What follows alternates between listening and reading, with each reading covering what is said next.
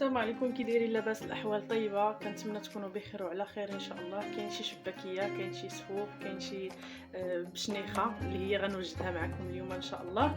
تبارك الله، المراه المغربيه كتبدا في هذا الشيء واخا توجد غير شويه شويه من الحاجه. اليوم غادي نوجد معكم واحد بشنيخه بطريقه سهله ومقومه شويه، هكا كتجي بنينه بزاف وبطريقه سهله ان شاء الله. نبداو على بركه الله. غادي نحتاجوا فيها 1 كيلو ديال الطحين، يعني يكون ممتاز، يعني ديال الحلويات. غادي نحتاج واحد خماره. عندي هنايا معلقه كبيره ما بين حبه حلاوه والنافع. انا صراحه درت معلقه ونص، معلقه كبيره ونص، هكا بغيتها شويه تجي هكا منسمه. عندي معلقه كبيره ديال القرفه. غنحتاج فيها معلقه كبيره ديال الخل. وغادي نحتاج واحد 2 معلقات ديال الججلان يكونوا مطحونين مزيان كما كتشوفوا، هما معجنين معايا كما كتشوفوا. وغادي نحتاج واحد نص لتر ديال الحليب اللي دفيته، عندي هنايا في الكاسرونه دافي. وعندي هنايا 250 غرام ديال الزبده مارغرين اللي ذوبتها على هذا الشكل هذا. نبداو على بركه الله. اول حاجه ضروري نديروا واحد قبيصه ديال الملحه، هي الاولى، واحد رشيشه خفيفه هكا ديال الملح. نديروا الخماره ديالنا، صراحه كتجي زوينه وكتجي بنينه بزاف، غير جربوها. غادي ندير معلقه ونص ديال حبه حلاوه والنافع. غادي ندير 2 معالق كبار ديال الججلان اللي طحنتو مزيان نيلتو. معلقه ديال الخل، معلقه كبيره ديال الخل. وعندي هنايا القرفه. غادي نجيب الصفايه ونغربلها.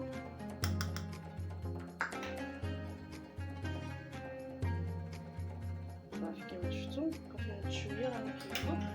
غنحاول نبسط هاد المكونات كامله، وعاد غادي نضيف الزيت والحليب.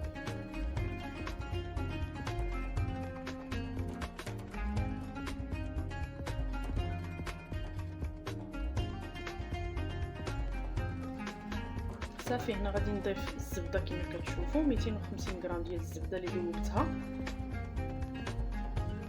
وغادي نضيف الحليب بشويه بشويه حتى نجمع العجين ان شاء الله. بالنسبه تبعوا معايا المراحل وطريقه التحضير، وغادي نقول لكم حتى الثمن البيع مثلا هكا اللي بغات ديرها في الدار ديالها هكا وتبقى تخدمها هكا للناس. ونقول لكم ان شاء الله ثمن البيع. المهم هي كتجي سهله على حسب كل واحد وكيفاش كيبغي يدير ليها. كاين اللي كيقومها مزيان، كاين اللي كيدير القوام ناقص. كما شفتوا انا درت تقريبا واحد معلقه ونص ديال النافع وحبه حلاوه. كاين اللي كيدير فيها معلقه صغيره، ما كاينلاش، من الاحسن هكا نقوموها شويه وكتجي بنينه. المهم انا نستمر بهذه العمليه حتى نكمل العجين ديالي كامل.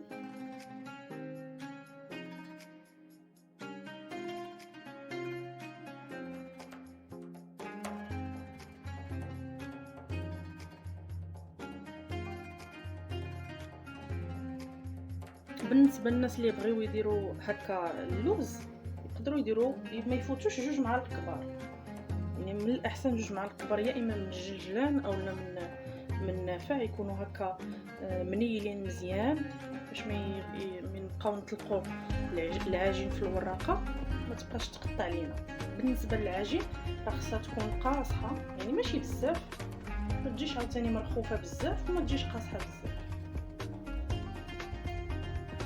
تقريبا هاد المعسرات هادو كل ما جات العجين ديالهم قاصحه كل ما كتجي هشيشه وبنينه. الاحسن هكا ما تقووش ليهم، هكا تجيكم العجين جاريه. من الاحسن تجي هكا شويه واقفه قاصحه باش تجيكم هشيشه.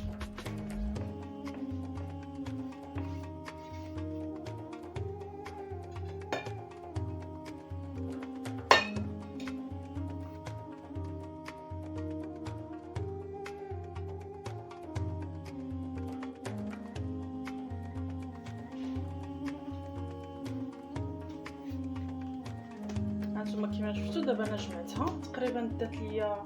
هانتوما كيما كتشوفوا بقى ليا غير هاد شويه ديال الحليب، يعني ما دخلتوش كامل تقريبا. نتوما على حسب الدقيق اللي كتستعملوا، كاين اللي كيشرب وكاين اللي ما كيشربش.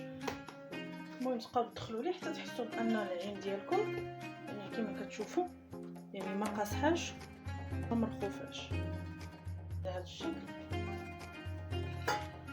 صافي دلكتها غير شويه يعني ماشي بزاف. دابا غادي نبدا نشكل فيها.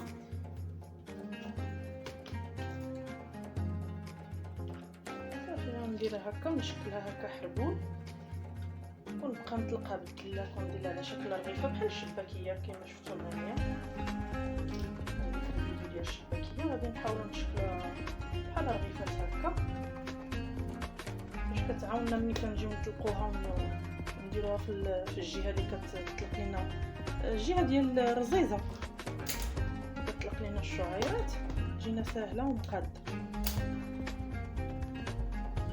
صافي ونبدا نطلق فيها.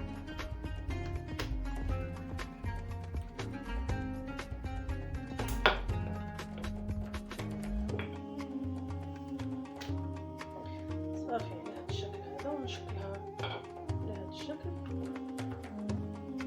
نحاول نقادها. صافي دائما نديرو في واحد البلاستيكه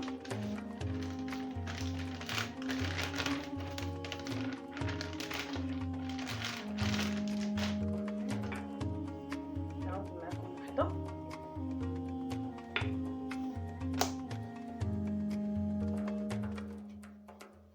نشكل على هذا الشكل هذا.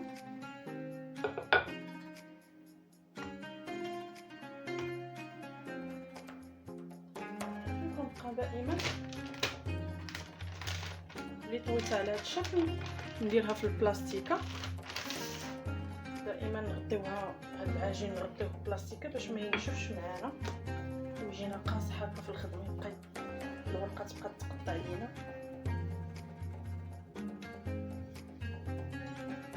دائما هكا نجمعو في البلاستيكه باش هاد العجين ما تقصحش معانا. الا شربت البرد هكا كتقصح. دائما هكا انا غنستمر بهذه العمليه حتى نكمل الكميه ديال العجين كامل.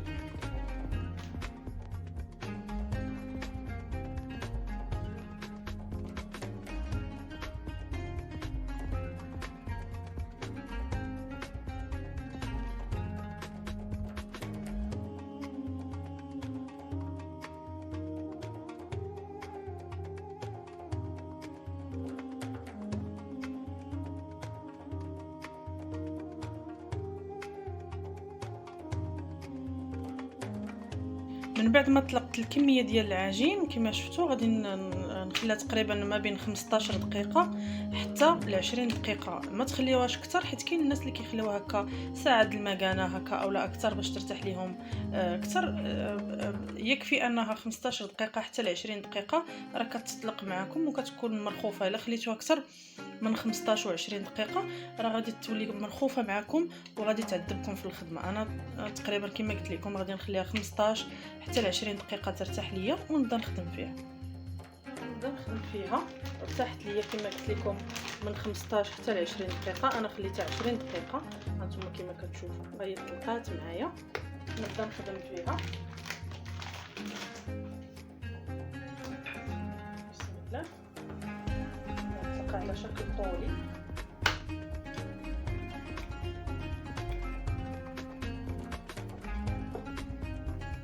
نحاول نطلقها مزيان.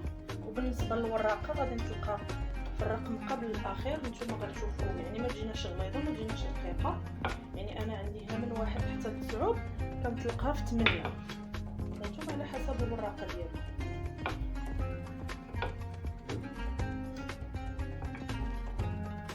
نحاول نقاد ليها الجناب كما كتشوفوا. انا عندي هنايا على الرقم 8 كما كتشوفوا الرقم قبل الاخير. غادي نطلق العجين ديالي.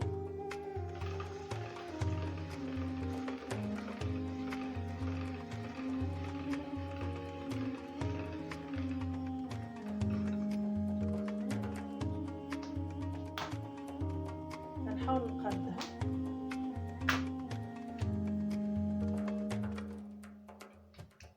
ومن بعد من غادي نقادها غندوزها هنايا في هذه ديال الرزيزه باش تعطيني دوك الشعيرات. ونشوفوا الطريقه كيفاش غادي نشكلوها.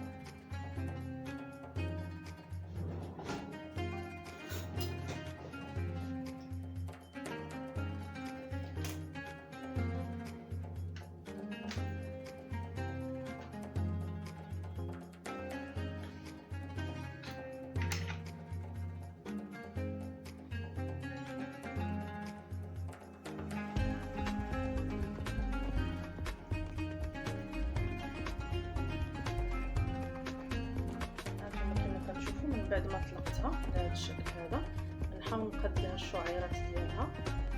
ولا شفت شي حاجه زايده هكا صغيره بحال هذه نحيدها ونحاول نقاد لها الشعيرات بهذا الشكل هذا.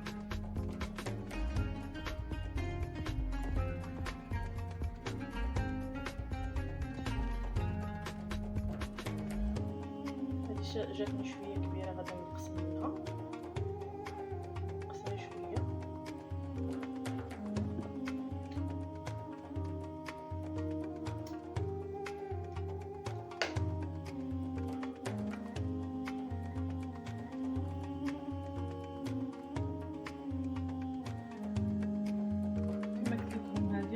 منها شويه جاتني هكا الشعيرات بزاف، يعني ما نديروهاش رقيقه وما نديروهاش غليظه، يعني نديروها شويه واقفه باش ما تهرسش معنا في القلي، وفي نفس الوقت ما نديروهاش غليظه بزاف. نحاول نقاد ليها الشعيرات ونبقى نجي هنا ونقص. كنتمنى كيبان لكم نجي هنا ندير واحد المسافه ما تكونش كبيره ونقص، حيت من بعد راه كتنفخ ونقص.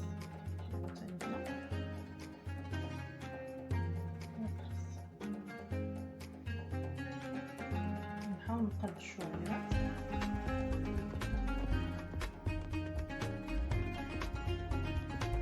بالنسبه لهذا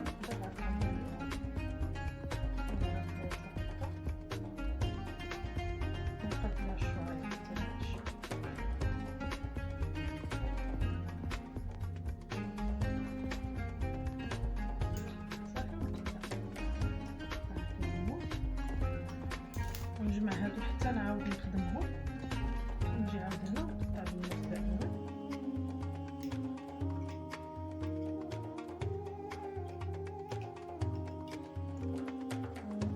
بالنسبه لهكا الشعيرات نحاول نقاد هكا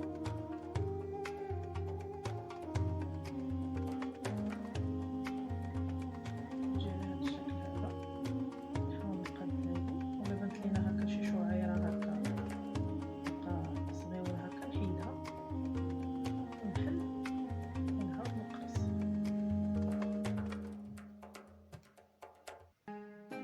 نسوسها بحال هكا. الا بانت لي هكا شي شعيره صغيره، حيت من بعد ملي كنجيو نقليو دوك الشعيرات الصغار كيبقاو لداخل كيتحرقوا لينا وكيبقاو لداخل ديال البشنيخه وكيخسروا لينا المنظر ديالها.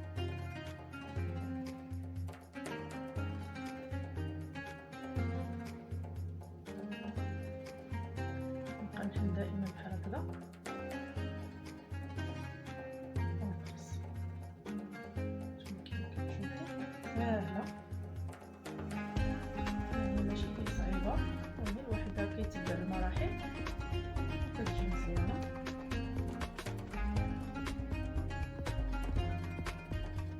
الا لقيتوها كتلصق معكم شويه تقدروا ديروا لها غير شويه ديال الدقيق هكا باش تحلوا، يعني تعاونكم هكا في الخدمه.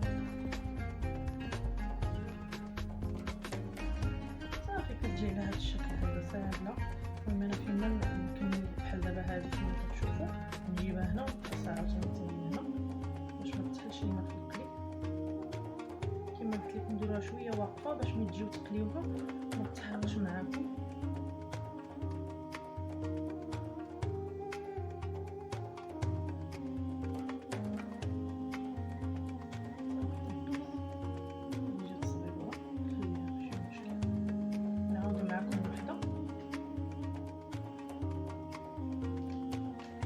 دائما هاد الزوائد نديرهم في البلاستيك دائما باش تبقى يعني تبقى لينا العجين مرخوفه شويه. صافي غنعاود معكم وحده نقطعها هكا على جوج.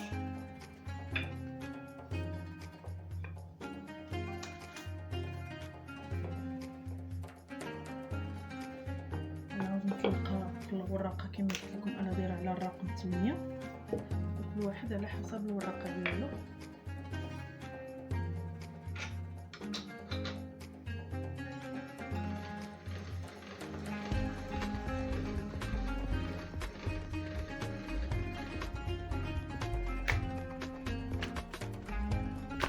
نقادها مزيان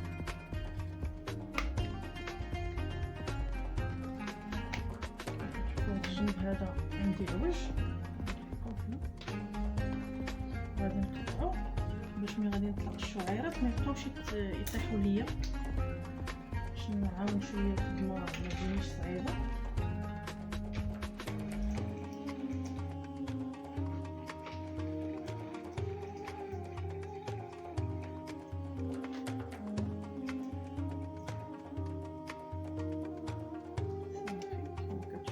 الشعيرات كيجيونا على هذا الشكل هذا.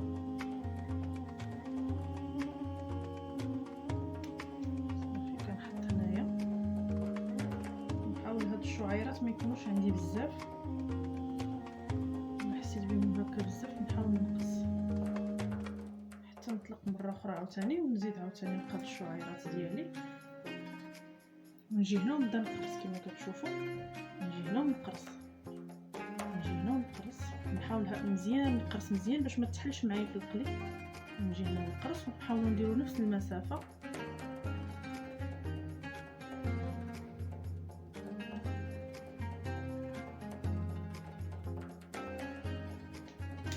صافي كنقطع بالموس.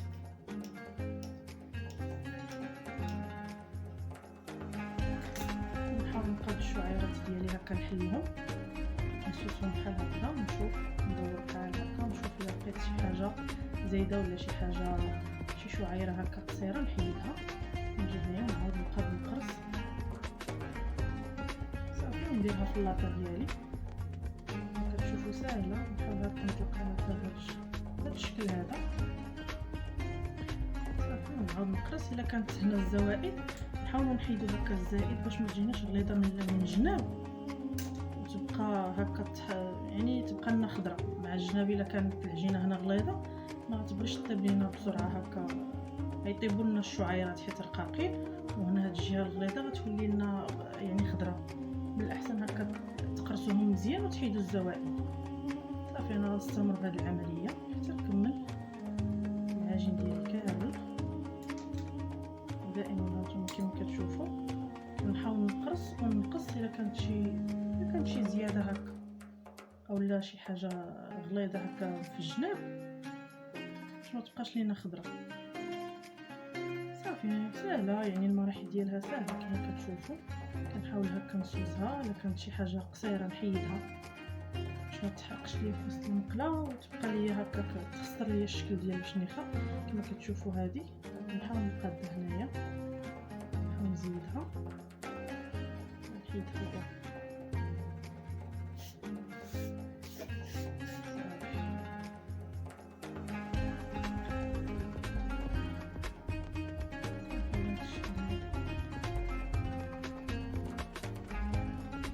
كما كتشوفوا. هذه قصيره نحيدها باش ما تخسرش ليا المنظر. حتى هنا صافي كنبقى نسوس فيها ونقادها هكا. في الاخر كنعاود نقرصها ونحيد الزوائد الا كانوا عندي الزائد. صافي كتجيب هذا الشكل. انا غنستمر بهذه العمليه حتى نكمل الكميه ديالي كامله ونقاد فيها، ومن بعد غنبدا نقلي ندوزو ان شاء الله نشوفوا المراحل ديال القلي وديال التعسال ان شاء الله.